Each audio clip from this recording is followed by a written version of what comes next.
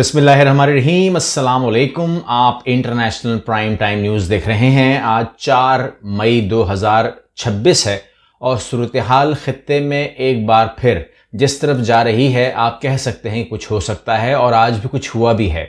वो ये है कि जब कल आपने देखा डोनाल्ड ट्रंप ने बताया कि हम एक ऑपरेशन करने वाले हैं, गालिबन ऑपरेशन फ्रीडम करने वाले हैं और उसके ज़रिए जो है हम ये काम करने वाले हैं कि जो बहुत सारे जहाज़ और बहुत सारे उसके ऊपर मल्लाह जो हैं, जो लोग, जो स्टाफ है जो फंसा हुआ है, उसको हम रेस्क्यू करने जा रहे हैं। और ये सारा का सारा जो जुल्म है ये किया हुआ है ईरान ने कि उनको रोका हुआ है, तो हम रेस्क्यू करेंगे और सुपर हीरो बन करके ये सारा काम हम करने जा रहे हैं। और ये स्ट्रेट ऑफ हॉर्मुज़ उसको हम गुजार के देंगे तमाम लोगों को। इस दरमियान में ईरान से हम कहते हैं कि दरमियान में मत आएं वरना मारे जाएंगे। और ये फिर उन्होंने ऑपरेशन फ्रीडम के लिए 15,000 फौजी जो है वो तैनात कर दिए, सेटिंग बनाई। उसके अलावा उन्होंने इसमें जहाज़ लगा दिए, गाइडेड मिसाइल लगा दिए, 100 से ज़्यादा जहाज़ उसमें डाल दिए ऑपरेशन प्रोजेक्ट के अंदर। यानी कि ये तमाम चीज़ें जो हैं अगर हम पर हमला होता है तो उसके लिए उन्होंने किया। और उसके अलावा बहुत सारे और भी जो मिसाइल हैं उसमें शामिल हैं, समंदरी और ज़मीनी, तमाम इसमें शामिल है, बग़ैर पायलट के जहाज़, ड्रोन्स, ये तमाम चीज़ें उन्होंने एक पैकेज बनाया और ऑपरेशन फ्रीडम का आगाज़ की बात की। तो लोगों को यकीन नहीं था कि ये करेगा नहीं करेगा, क्योंकि उसके बाद ईरान का फ़ौरन जवाब आ गया कि ये एडवेंचर मत करना या ये मिस एडवेंचर हो जाएगा।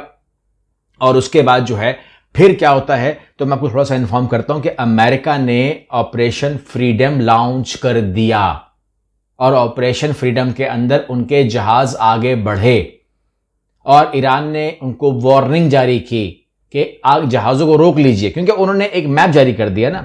उन्होंने उसी टाइम एक मैप जारी कर दिया था कि ये आप देख लीजिए कि पासदारानी इनकलाब का बहरिया ने ईरानी फौज के ज़ेर कंट्रोल आबनाए हॉर्मुज़ का नक्शा जारी कर दिया है कि ये है वो लाइन, ये है वो सरहद या ये है वो रेड लाइन, इसे क्रॉस मत करना वरना हम उस जहाज को डुबो देंगे, उसको हम मारने पर हक बजाने होंगे। और फिर ये जो आप देख रहे हैं लाइन, इसको अबूर किया गया अमेरिकन की तरफ से। 1 या 2 शिप्स ने ये काम किया।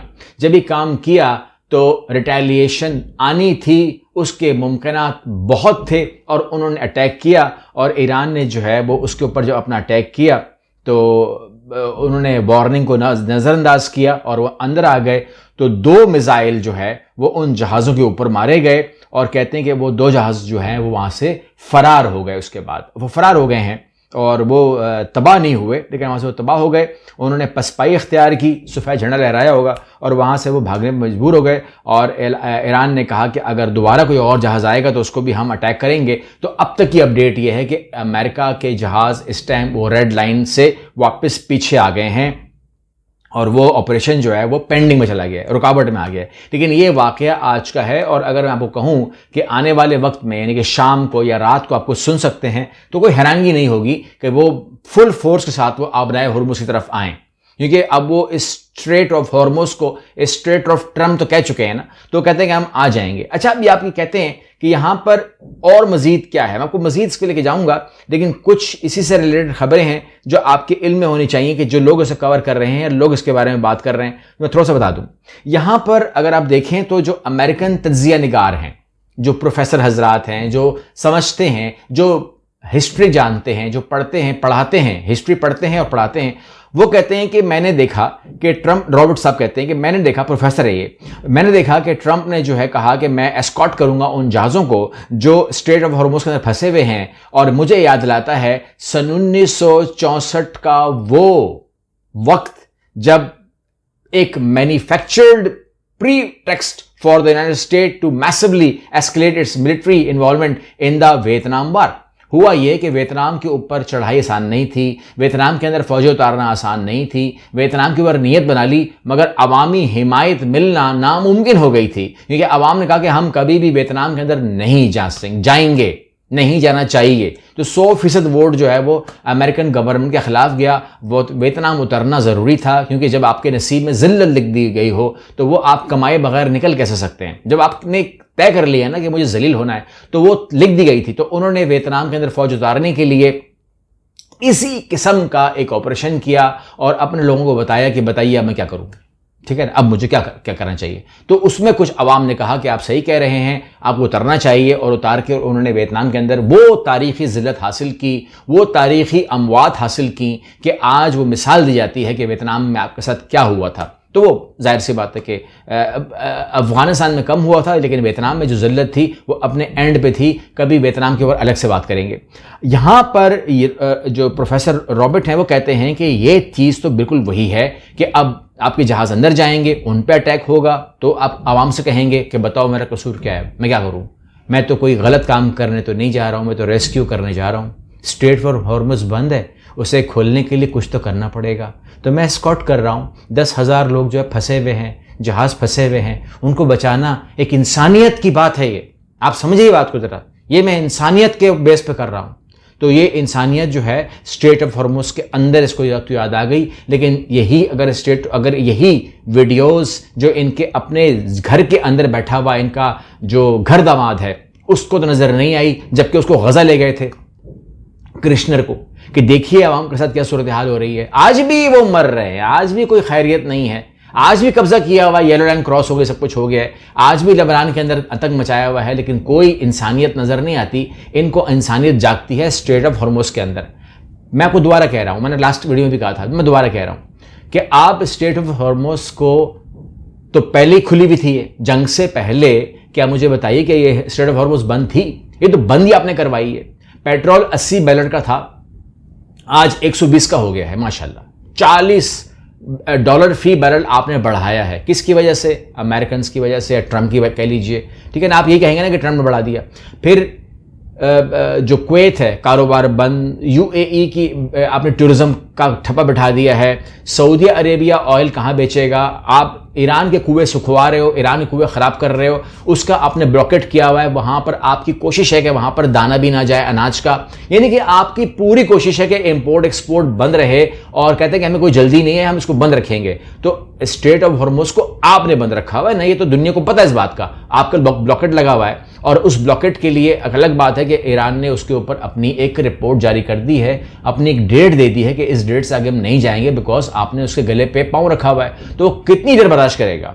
आखिरी में आकर उसने फटना ही फटना है, लड़ना ही लड़ना है, ठीक है ना। ये लड़ाई जो है, मैं नहीं कह रहा कि जंग शुरू हो जाएगी, मुझे जंग नजर नहीं आ रही है, मुझे बड़ी जंग नजर नहीं आ रही है, मुझे फुल फ्लेज वॉर नजर नहीं आ रही है, मगर इसके अंदर मुझे खैरियत भी नजर नहीं आ रही है। मगर ये जो टू है ना, ये चलती रहेगी। थोड़ा सा अगर करीबी बात करेंगे तो जो अगर आप यमन के साथ बात करेंगे, हौसियों का अमेरिका के साथ यही सीन था बिल्कुल। वहां से भी आप भागे थे, और एक बार फिर आप बड़ी बात कर रहे हो यमनी के साथ में अगर आप भाग गए थे तो यहां आपको हिम्मत ही नहीं करनी चाहिए थी। वियतनाम फेल, यमनी फेल, अब आप ईरान को वही बात कर रहे हो, सेम कॉपी पेस्ट है। यानी कोई आदमी बैठा हुआ है जो जिंदा है, मरा नहीं है। वियतनाम वॉर के बाद उसने लिखा वियतनाम की कहानी, उसने लिखी है यमनी कहानी, उसने लिखी है ईरानी कहानी, तो ये कहानी रिपीट हो रही है। अच्छा, आप कहते हैं कि ये समझ नहीं आती है ट्रंप को। मामला ये है कि ट्रंप को समझ में आती है, ट्रंप को समझ में आती है, लेकिन जहां से इसने पैसे पकड़े होंगे ना, उनको समझ में नहीं आती। जहां से भी इसने पैसे पकड़े, मतलब किसने कहा होगा ना कि तुमने ये काम करना है, ये काम, जी साहब मैं करूंगा, बिल्कुल करूंगा, कोई मसला नहीं है, बिल्कुल जी बराबर कर दूंगा, ठीक है ना। ये जो लोग हैं ना, ये जो अपने आप को अजीम लीडर बोलते हैं या कुछ भी बोलते हैं, ये लोग पैसा पकड़ते हैं, फिर काम आपको दिखाना शुरू कर देते हैं। तो यहां पर मेरा ख्याल है उससे पैसे पकड़े हुए, काम नहीं कर रहा, ये सिंपल सी बात है। जिससे भी पकड़े पैसे, ठीक है ना, जिसने भी सुपारी जारी की है, उसने कहा कि जी हमें ये काम चाहिए। ईरान तो जगह सीधा खड़ा है आपके सामने, ईरान को मारने गए थे, ईरान तो खड़ा है, वो तो जिंदा है, तो ईरान को कम से कम कुछ तो करो इसका। तो जिसने भी किया है ट्रंप साहब, उसको दिखाने के लिए कि देखिए मैं ये कर रहा हूं, करता रहूं, कोशिश करता रहूं, और क्या करूं, मतलब मर जाऊं क्या। तो ये तमाम चीजें जो हैं ये इस तरीके से होती हैं कि ट्रंप भी कहीं मजबूर है या कहीं जवाबदेह है। अब उसको जीत दिखाने के लिए, क्योंकि वो प्रेशर में अंदर भी आया हुआ है, क्योंकि वो यही कहता होगा ना जिससे भी जारी की है कि भाई इनका हाल ये करना है, उन्होंने यही कहा होगा कि भाई हम कर रहे हैं, क्योंकि मैंने अंदर अपनी सीट नहीं छोड़नी। अगर मेरी सीट चली गई, अगर मैंने बिल्कुल गलत खेला, मेरी सीट अगर चली गई तो फिर क्या होगा। तो सूरत हाल जो है वो इंतहाई ख़राब है फॉर यूएसए, और इंतहाई ख़राब है फॉर डोनाल्ड ट्रंप, क्योंकि उसका आगे नवंबर में इलेक्शन है, इलेक्शन के लिए वो नहीं कर सकता। अच्छा, आपको मालूम है कि एक जहाज़ उसने कब्जे में ले लिया था ईरानी, और कहा था कि जिस पे ये है चीन से जो आ रहा था, वो जहाज़, अल्लाह का शुक्र है कि वो जहाज़ जो है वो अमले समेत अमेरिका ने पाकिस्तान के हवाले कर दिया है। और आपको मालूम है कि इस टाइम अगर बातचीत हो या इस टाइम मज़ाकरात हो या इस टाइम ये जहाज़ का मामला हो, वो पाकिस्तान के ज़रिए ही, मतलब अब बाय डिफ़ॉल्ट हम ही हैं, पाकिस्तान ही है जिसको आप इस्तेमाल कर रहे हैं उस हवाले से। वो अलग बात है कि हमको ज़्यादा ही वो कर रहे हैं इस मामले में, लेकिन मामला ये है कि हम अगर कर रहे हैं तो दुनिया उसको देख भी रही है। हमें बड़ा नुकसान कर रहे हैं हम लोग, लेकिन हम कर रहे हैं। भारत मुत्तहिदा अरब अमीरात के करीब जो फजीरा है उसके साहिल के करीब भी ऑयल टैंकर पर हमला किया गया है। अब ये फजीरा का वो वाहिद रास्ता है, यानी कि फजीरा का वो वाहिद रास्ता है जो बाईपास करता है अबना हुर्मुस को। ये बहुत ही कीमती रास्ता है यूएई के पास, और यहाँ पर भी ये चीज़ नज़र आ रही है। लेकिन ये नहीं कह सकते, ये मैं नहीं कह सकता, ये आप नहीं कह सकते, दो टोक नहीं कह सकते कि आज ये जो हमला होता है ना कहीं पर भी, वो किया किसने है। ठीक है ना, सिर्फ और सिर्फ आप परसेप्शन क्रिएट कर सकते हैं कि ईरान ने किया होगा, ठीक है ना, कोई पता नहीं, नोबडी नोज। कि अगर मैं कहूं, आपको ये कहूं कि अगर स्ट्रेट ऑफ हॉर्मोज के अंदर भी वो आए हैं, अगर ईरान क्लेम ना करे और अटैक हो जाए तो वो क्लेम आप नहीं मान सकते। इस टाइम सूरत हाल ये है। बहरहाल देखते हैं क्या सूरत हाल होती है, लेकिन ये जो ऑपरेशन है इसको सस्पेंड किया जाता है या इसको फुल फ्लेज लॉन्च किया जाता है। अगर लॉन्च भी करेगा तो ये आज ही कर सकता है, कल कर सकता है, लेकिन आने वाले वक्त के अंदर उसका रिटेलिएशन ईरान क्या देगा, ये तमाम चीज़ें देख करके मैं आपको इंशाल्लाह एक भरपूर अपडेट दूंगा। अगली वीडियो मिलते हैं। अल्लाह हाफिज़।